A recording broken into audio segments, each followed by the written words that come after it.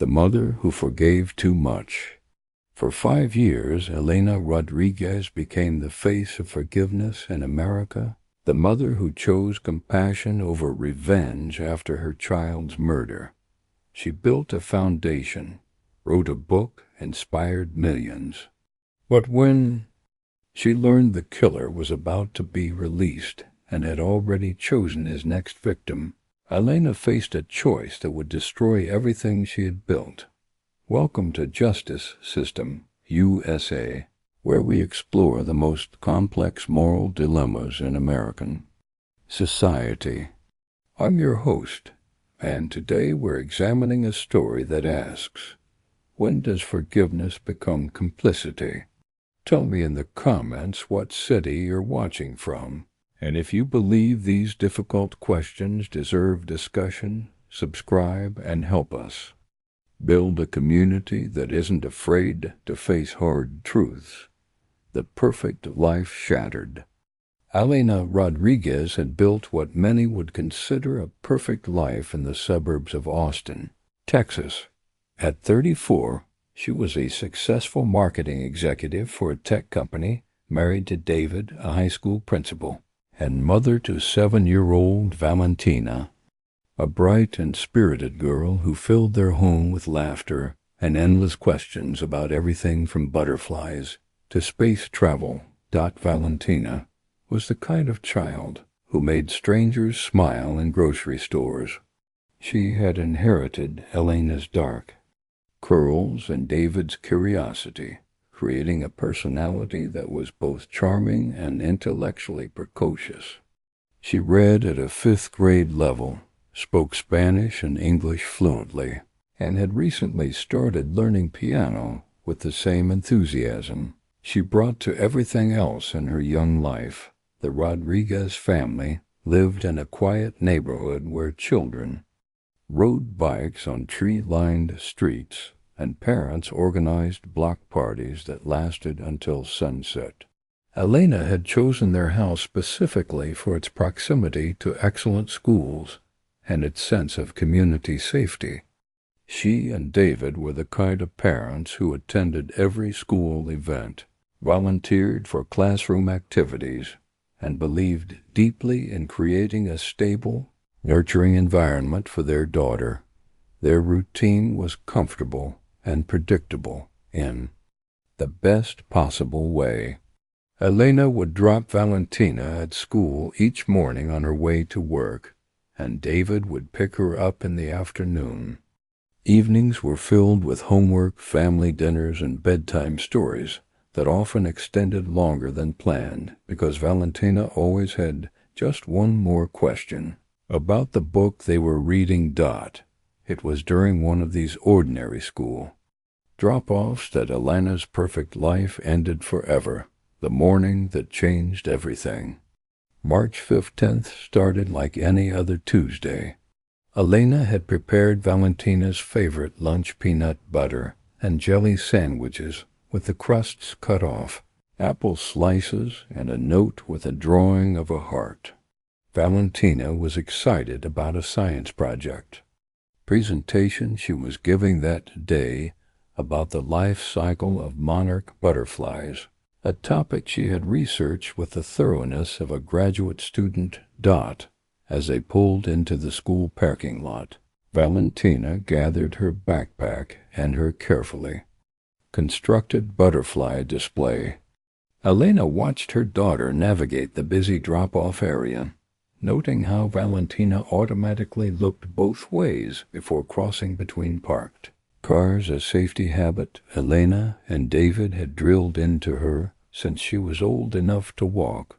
Elena was checking her phone for messages when she heard the sound that would haunt her for the rest of her life, the screech of tires on asphalt, followed by screaming. Brandon Cole, 23 years old and high on methamphetamine, had been driving for 18 hours straight without sleep. He had lost his job the previous week, been evicted from his apartment, and was facing multiple drug possession charges.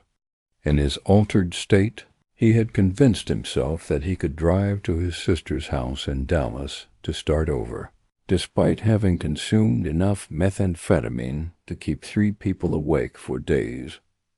Cole's pickup truck jumped the curb at the school entrance, struck Valentina Rodriguez with enough force to throw her small body 15 feet, and continued moving until it crashed into the brick sign displaying the school's name. Elena reached her daughter before the paramedics, before the police, before anyone else. Valentina was conscious, but fading, her brown eyes looking up at her mother with confusion and trust. In a voice barely above a whisper, she asked, "Mama, am I going to be okay?" Elena held her daughter's hand and promised her that everything would be fine, even as she could see that nothing would ever be fine again. Valentina Rodriguez died at Dell Children's Medical Center 3 hours later, surrounded by family members who had rushed to Austin from across Texas and beyond. Her last words, spoken to Elena just before she lost consciousness for the final time, were, "Tell Daddy I finished the Butterfly Project, the descent into darkness." The months following Valentina's death passed in a blur of grief, so profound that Elena sometimes forgot to breathe. She took extended leave from her job, barely left the house, and spent most of her time in Valentina's bedroom, surrounded by the stuffed animals, books, and artwork that had defined her daughter's short life. David tried to maintain some semblance of normalcy, returning to work at the high school where his colleagues and students offered constant support and understanding. But Elena found herself unable to function in any meaningful way.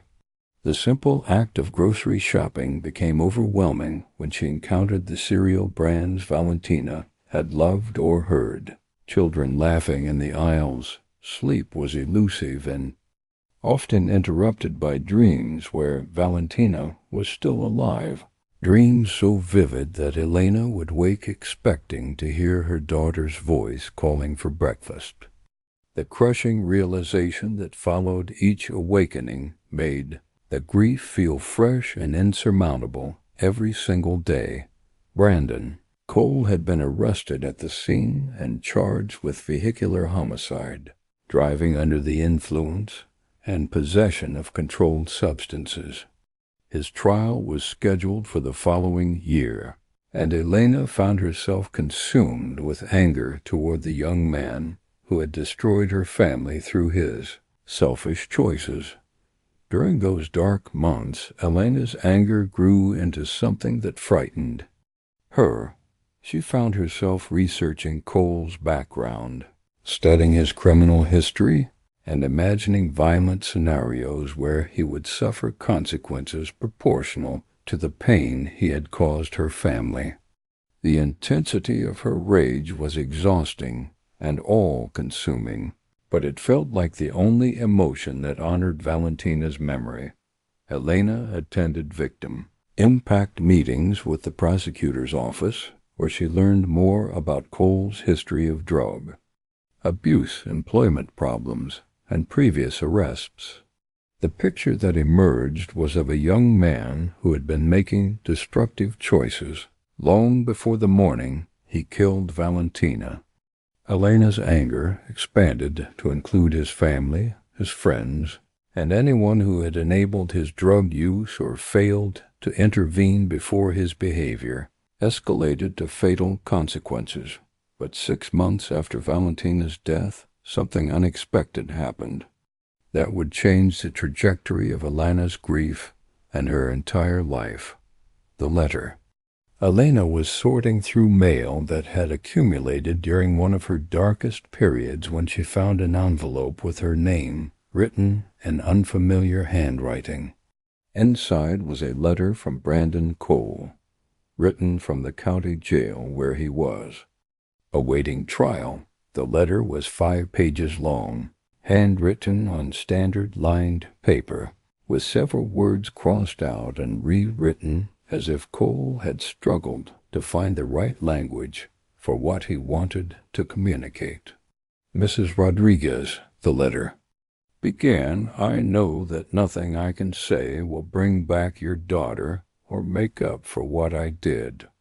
I know that you probably don't want to hear from me, and I understand if you throw this letter away without reading it.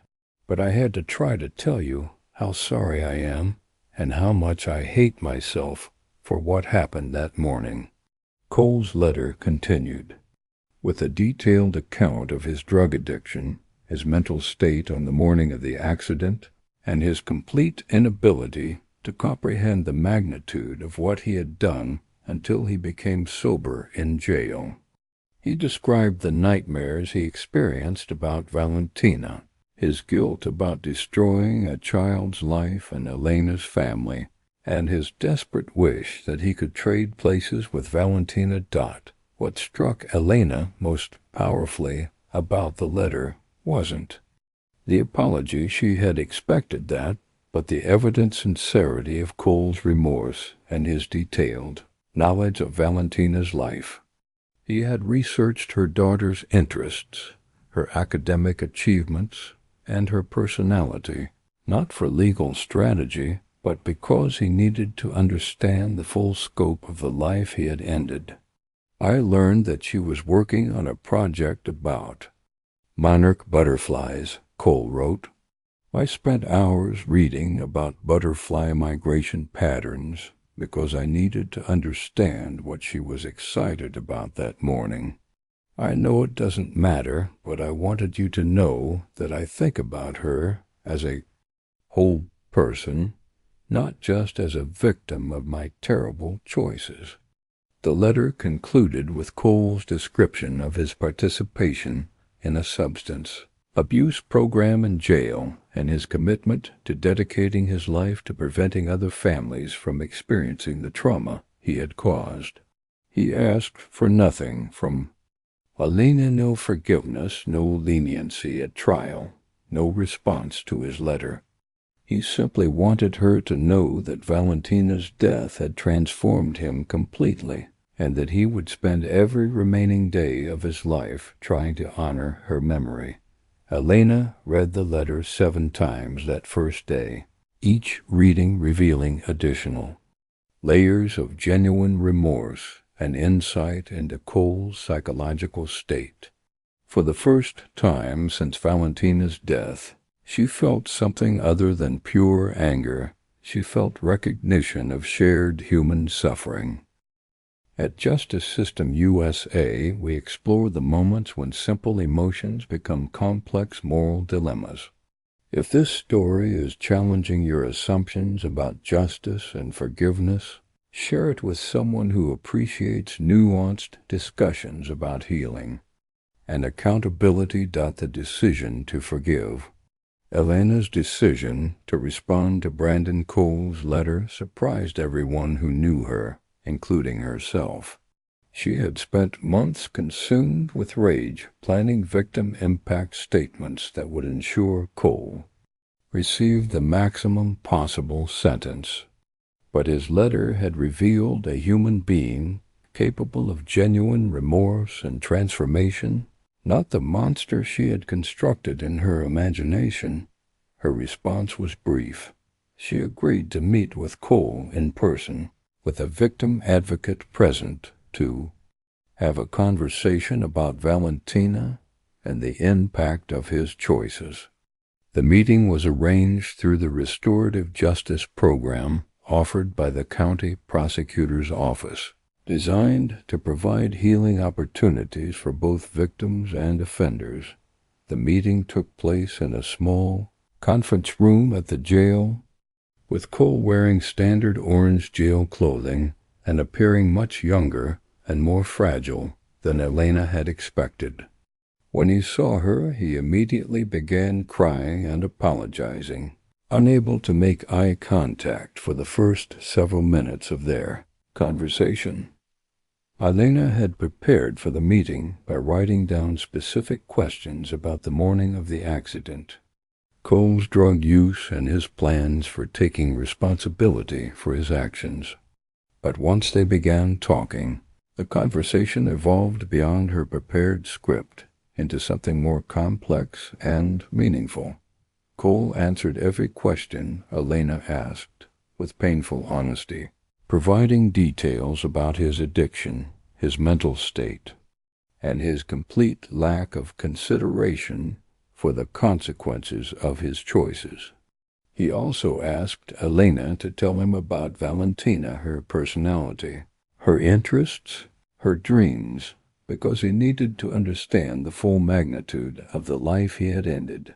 The conversation lasted 3 hours, during which Elena shared stories about Valentina's curiosity, her kindness toward other children, and her plans to become a veterinarian who specialized in helping wounded animals. Cole listened with complete attention, asking thoughtful questions and taking notes so he could remember everything Elena told him. At the end of the meeting, Elena surprised herself by saying something she hadn't planned. "Brandon, I can see that you're genuinely sorry, and I believe that you're committed to changing your life. I want you to know that I forgive you." The words felt strange coming out of her mouth, but they also felt true. Elena had discovered that forgiveness wasn't about excusing Cole's actions or minimizing Valentina's death. Instead, it was about releasing herself from the consuming anger that had been poisoning her ability to heal and honor her daughter's memory, building a foundation of forgiveness. Elena's decision to forgive Brandon Cole became the foundation for a transformation that extended far beyond her personal healing. She began speaking at substance abuse programs, sharing Valentina's story and her journey from rage to forgiveness as a way to help other families affected by addiction-related tragedies. Her presentations were powerful and moving, combining her personal experience with research she had conducted about addiction, criminal justice, and victim-offender mediation. Elena discovered that she had a gift for public speaking and a message that resonated with diverse audiences, struggling with their own experiences of trauma and loss. Within a year of Valentina's death, Elena had spoken at over 50 events across Texas and neighboring states. Her message was consistent but evolved through her experiences. Forgiveness was not about excusing harmful behavior, but about freeing yourself from the burden of hatred that could consume your entire life.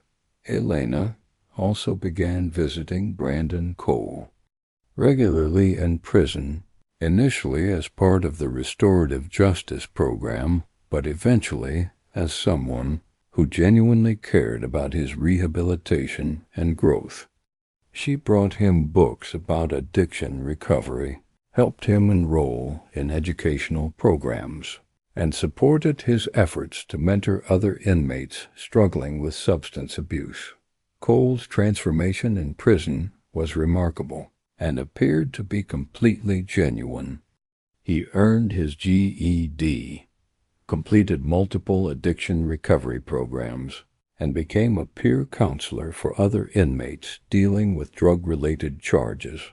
He wrote letters to Elena regularly, updating her on his progress and sharing insights from his recovery work.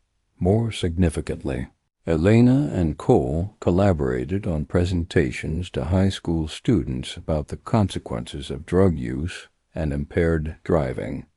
Cole would speak via video conference from prison, sharing his story and answering students' questions, while Elena provided the perspective of a family member affected by addiction-related crime.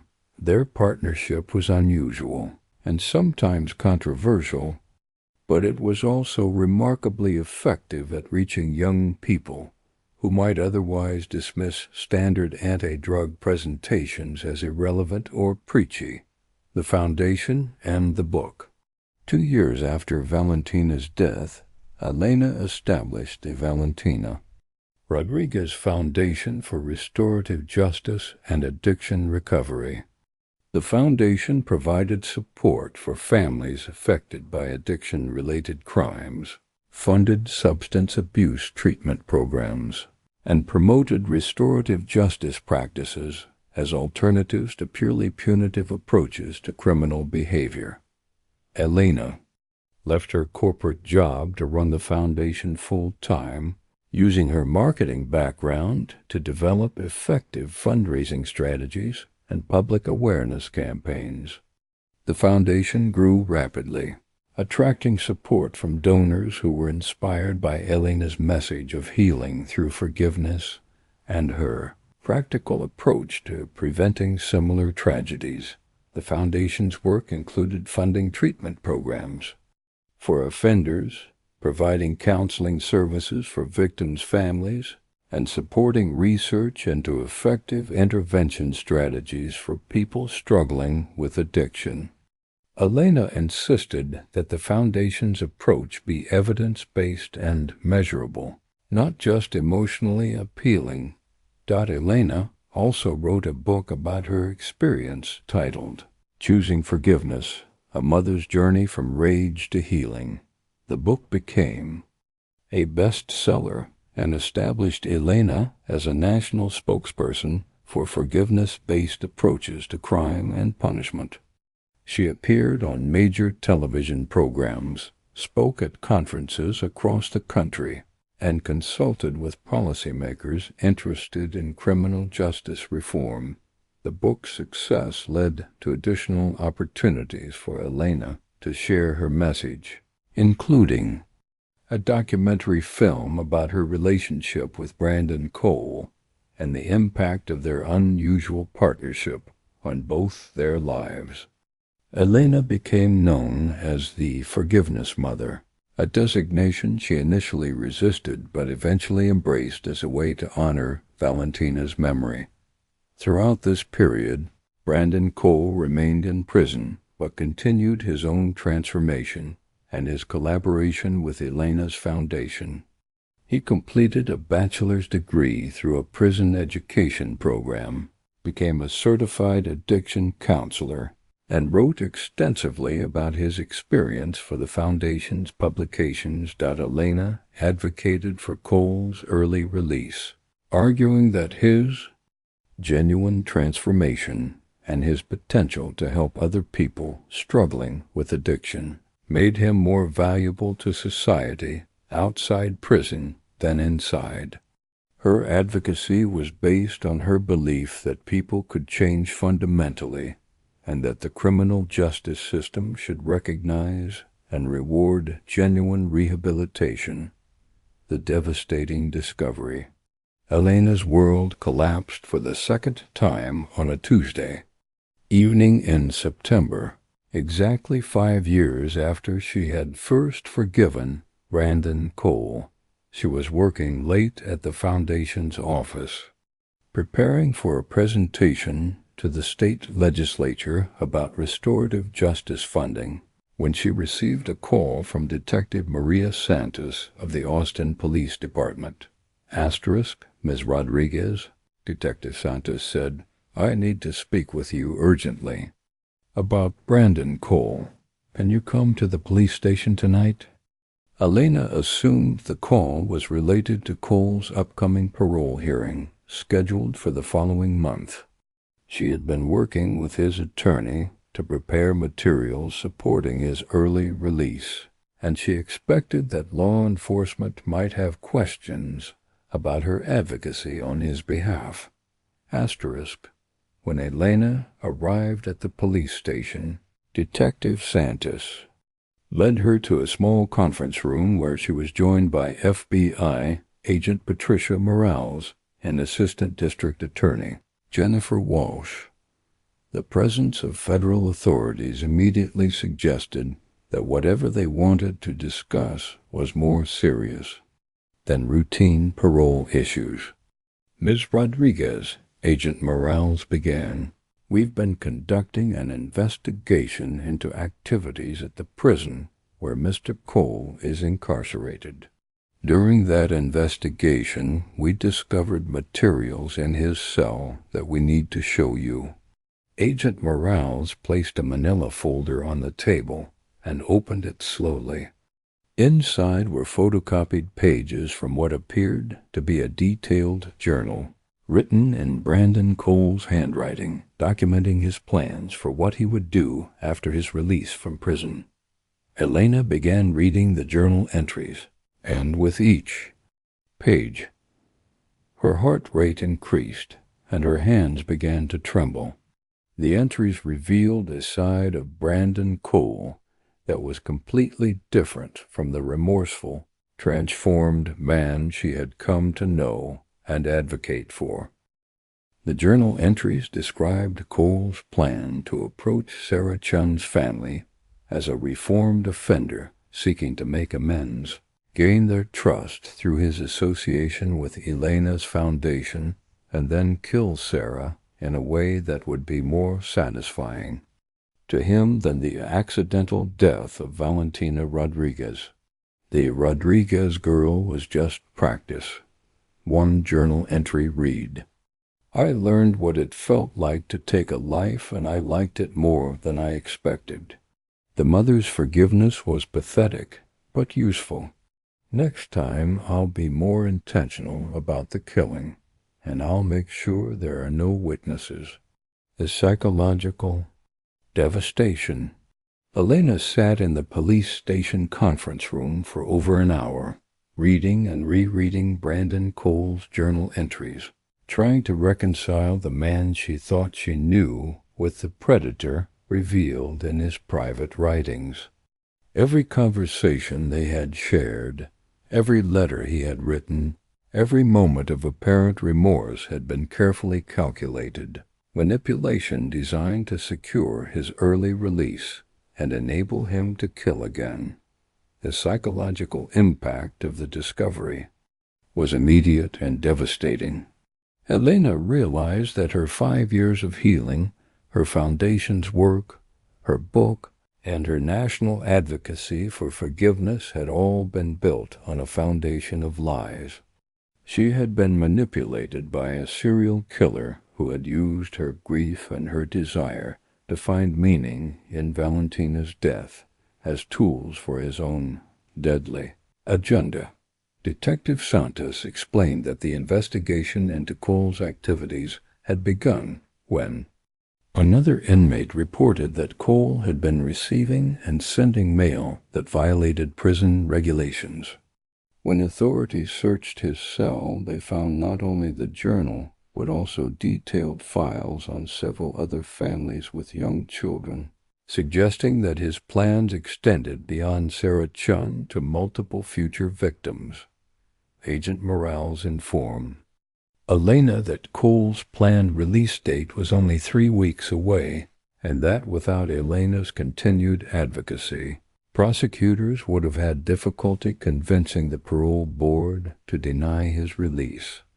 Cole's apparent transformation, supported by Elena's foundation and her personal testimony, had been the primary factor in the parole board's preliminary decision to grant early release. "Miss Rodriguez," Agent Morales said gently, "we understand that this discovery is devastating for you personally, but we need your help to ensure that Cole remains in prison and that other families are protected from the danger he represents." Elena struggled to process the implications of what she had learned. The man she had forgiven, supported, and advocated for was a predator who had been planning to kill again the moment he was released. Her forgiveness hadn't transformed him, it had enabled him. The impossible choice. Elena faced a decision that would force her to choose between her public identity as the forgiveness mother and her responsibility to protect other families from the monster she had unknowingly been supporting. If she revealed the truth about Brandon Cole's manipulation and her discovery of his plans to kill again, It would destroy everything she had built over the previous 5 years.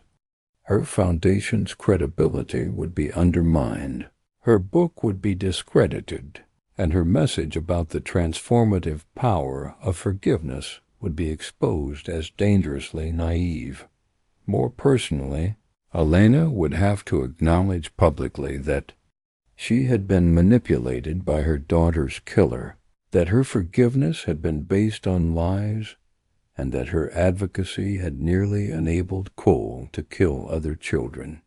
The humiliation and professional consequences would be severe and lasting, but if she remained silent and continued supporting Cole's release, knowing what she now knew about his true intentions, she would be complicit in his future crimes. Other families would experience the same devastating loss that had destroyed her own family, and she would bear partial responsibility for tragedies that could have been prevented.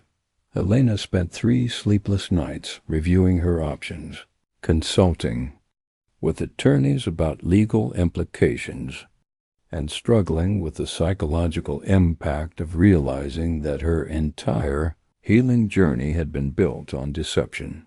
The decision she ultimately reached reflected both her commitment to protecting other families and her recognition that true healing required facing uncomfortable truths about her own judgment and naivety.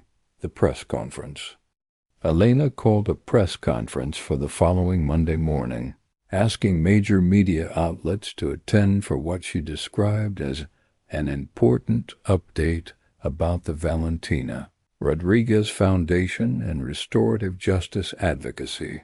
The conference was held at the foundation's headquarters in Austin, with Elena standing behind a podium surrounded by photos of Valentina and testimonials from families who had been helped by the foundation's work. The assembled reporters expected an announcement about new programs or funding initiatives. Instead, Elena began with a statement that shocked everyone present.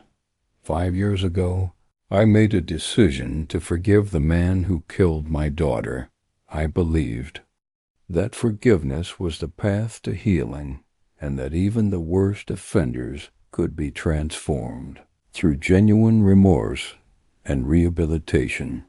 Today I'm here to tell you that I was wrong, and that my naive belief in forgiveness nearly enabled a serial killer to murder other children. Elena's presentation included portions of Cole's journal entries, with identifying information about potential victims redacted, details about his manipulation strategies, and her own acknowledgement of how completely she had been deceived.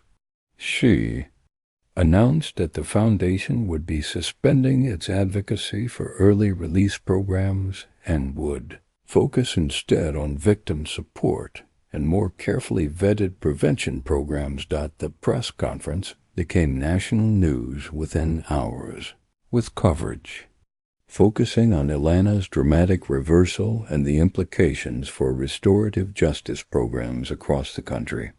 The story raised uncomfortable questions about the balance between forgiveness and public safety, and whether victims' families should be involved in making decisions about offenders' release. Elena's admission that she had been manipulated by a serial killer generated intense media scrutiny and public debate.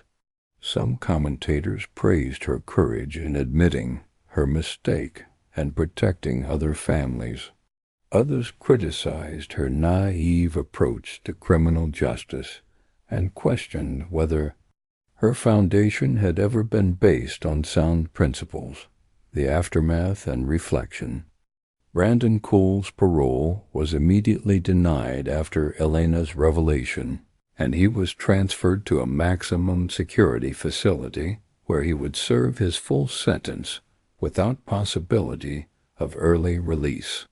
Additional charges were filed related to his planning of future crimes and his manipulation of the justice system through Elena's advocacy.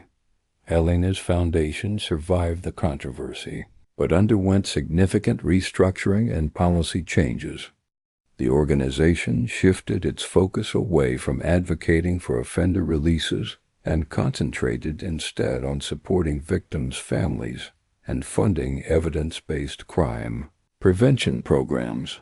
Elena's book was pulled from publication by her publisher, and she withdrew from most public speaking engagements while she processed the psychological impact of learning that her entire healing journey had been based on deception.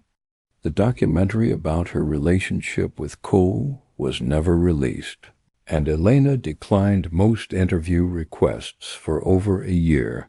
The personal cost of the revelation was severe and lasting.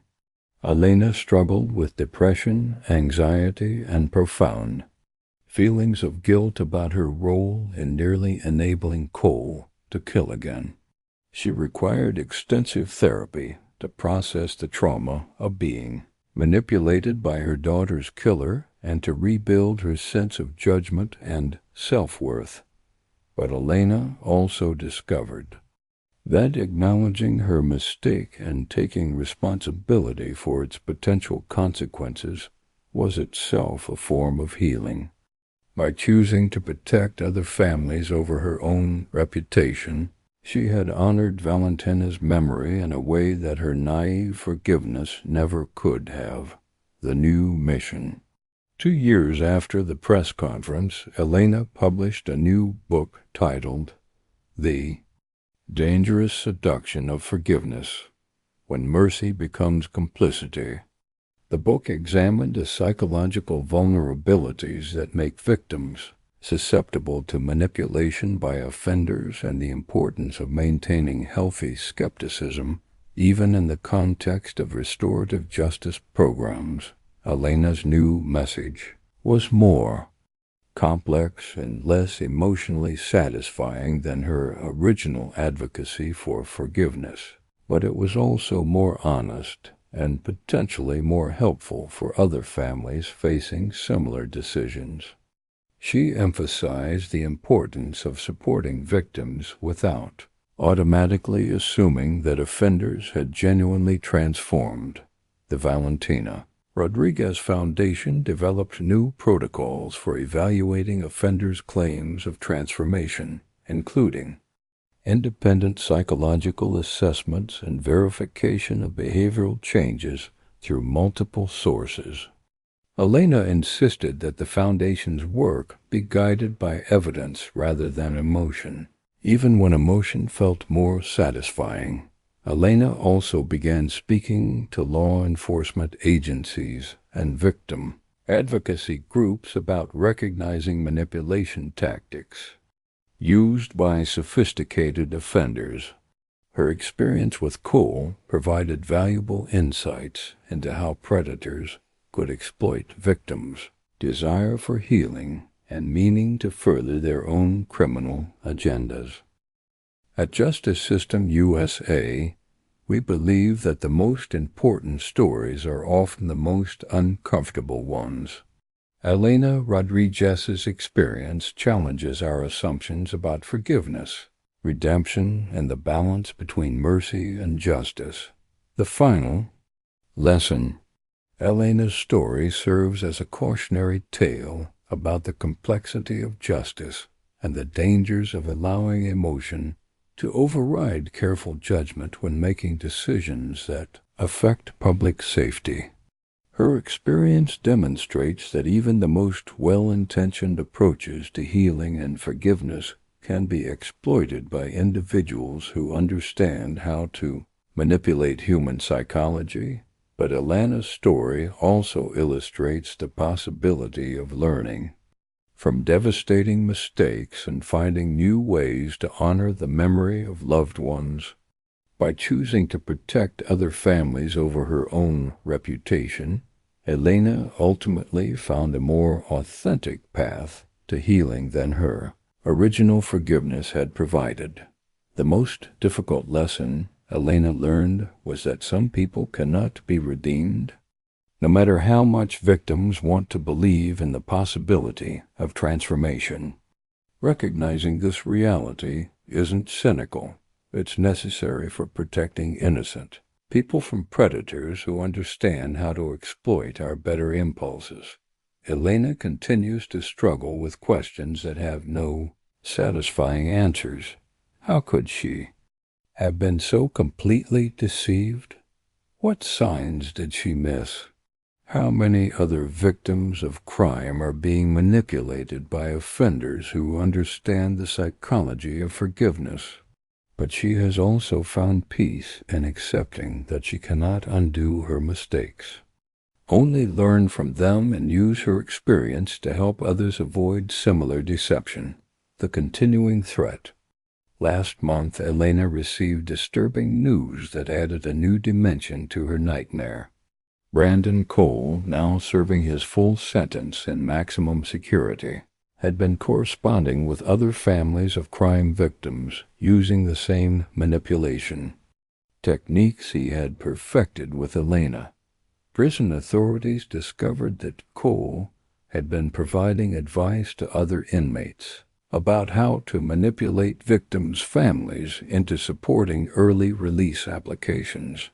He had essentially created a manual for using forgiveness as a weapon against the families of victims. The discovery revealed that Elena's case was not isolated. Cole had identified her as the perfect test subject for techniques he planned to teach other predators. Her forgiveness had become a blueprint for manipulating other grieving families. Elena now works with federal authorities to identify other victims of similar manipulation and to develop better safeguards against offenders who exploit restorative justice programs for their own purposes. Because sometimes the most dangerous predators are the ones who understand exactly how good people think and how to turn our desire for healing into their opportunity for more harm. This has been Justice System USA, where we explore the most challenging questions about justice, mercy, and human nature. Elena Rodriguez's story reminds us that sometimes the most courageous thing we can do is admit we were wrong and act to protect others from our mistakes. What do you think about Elena's journey from forgiveness to recognition of evil? Have you ever had to revise a fundamental belief about someone's character? Share your thoughts in the comments and tell us what city you're watching from. If this story challenged your thinking about forgiveness and justice, hit that like button. Share it with someone who appreciates complex moral discussions, and subscribe to Justice System USA for more stories that ask the hard questions about American justice. Remember, mercy without wisdom can become complicity. And sometimes protecting others requires abandoning the beliefs that make us feel better about ourselves. Until next time, trust carefully, especially when someone seems too good to be true. See you in the next story.